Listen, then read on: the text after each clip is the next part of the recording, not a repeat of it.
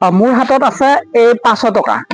এই 500 টকা দেখিছে আপোনালোকে, আৰু এইজন ব্যক্তিক আপোনালোকে চিনি পাইছে। আৰু এখেতৰ যিটো চকুৰ প্ৰব্লেম, এই প্ৰব্লেমটো হয়তো অহা মাহত তেওঁ অপাৰেশ্যন কৰিবলৈ যাবলগীয়া হ'ব। আপোনালোকে গম পাব, মই নিশ্চয় জনাম আপোনালোকক। মোৰ ওচৰত দেখিছেনে, এখেত হৈছে ৰমেন কলিতা। এখেতৰ ঘৰ হৈছে মঙলদৈ বেজপাৰ। আচলতে এই মানুহজনৰ যিটো ব্যতিক্ৰমী মনোভাৱ, এই ব্যতিক্ৰমী মনোভাৱটো দেখি মই খুবেই আনন্দিত হৈছো।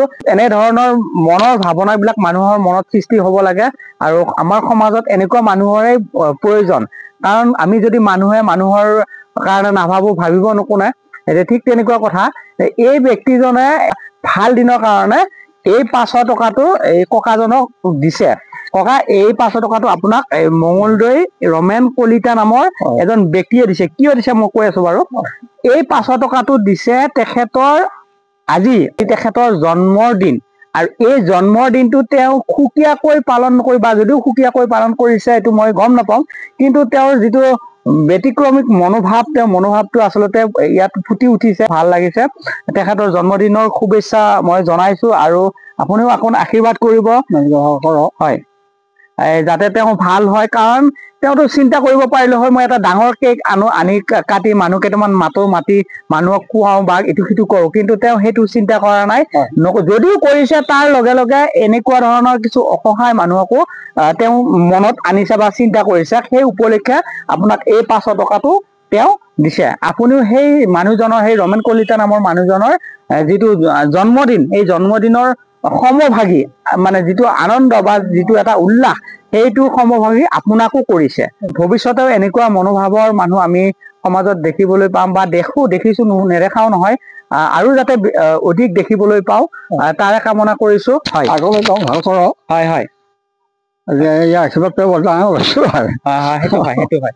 এয়া মানে হাঁহি উঠিছে, বুজি পাইছে আপোনালোকে? হাঁহি উঠিছে। হাঁহিটো ক'ৰ পৰা আহিছে, ক'ৰ পৰা পাইছে হাঁহিটো আপোনালোকৰ নিচিনা মাজৰ পৰা এজনৰ পৰাই এই হাঁহিটো পাইছে। আৰু আমিও বিচাৰো এনেকুৱা মানুহৰ মুখত এটা হাঁহি দিবলৈ।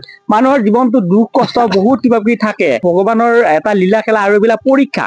আপোনাক এনেকুৱাকে দিছে, এটা পৰীক্ষা দিছে। ভগৱানে বিভিন্ন ধৰণৰ পৰীক্ষা কৰি চায়, কিনো কৰে, মই দুখ দিলে বা মই কষ্ট দিলে মোৰ প্ৰতি আসক্ত হয় নে নহয়, বা মোক কিবা বেয়া পায় নেকি, ভগৱানে কিয় মোক কষ্ট দিছে, বা কিয় এনেকুৱা কৰিছে, এনেকুৱা এটা মনোভাৱ দেখায় নেকি।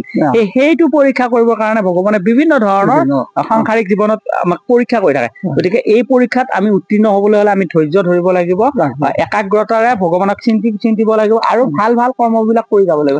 যেনে ধৰক এই ব্যক্তিজনৰ কথা কৈছো, মই মোক কোৱা নাই দেই ভিডিঅ'টো কৰি দিবা, মোৰ নাম কবা, সেইটো কোৱা নাই। এই ভিডিঅ'টো কৰাৰ সম্পূৰ্ণ প্ৰচেষ্টাটো হৈছে, বা সম্পূৰ্ণ কথাখিনি হৈছে মোৰ। কাৰণ মই ভাবিছো এনেকুৱা কথাবিলাক মানুহক সমাজত দেখুৱাব লাগে, তেতিয়াহে মানুহে ইজনে সিজনৰ প্ৰতি মানুহৰ আন্তৰিকতাটো জাগি উঠিব, আৰু ইজনে সিজনক সহায় কৰিব। আৰু যদি এনেকৈ যদি সহায় কৰো, আপুনি এই যিখিনি পইচা দিছে, পইচাটো ডাঙৰ বস্তু নহয়, পইচাটো 1 টকা হ'ব পাৰে, কিন্তু এই দিয়াৰ যিটো মন মানসিকতা, এই যিটো সৃষ্টি হৈছে তেওঁৰ ভিতৰৰ পৰা, এইটো আচলতে শলাগ লবলগীয়া। এখেতক দেখি আৰু কোনোবা ওলাই আহক, আৰু ভিডিঅ'টো আপোনালোকে অকণমান শ্বেয়াৰ কৰি দিব। মই ভাবিছো কিবা এটা পজিটিভ এটা দেখিছো এই ভিডিঅ'টোত, সেয়েহে মই আপোনালোকৰ মাজত উপস্থাপন কৰিছো। গতিকে আজিলৈ আহিছো, ধন্যবাদ।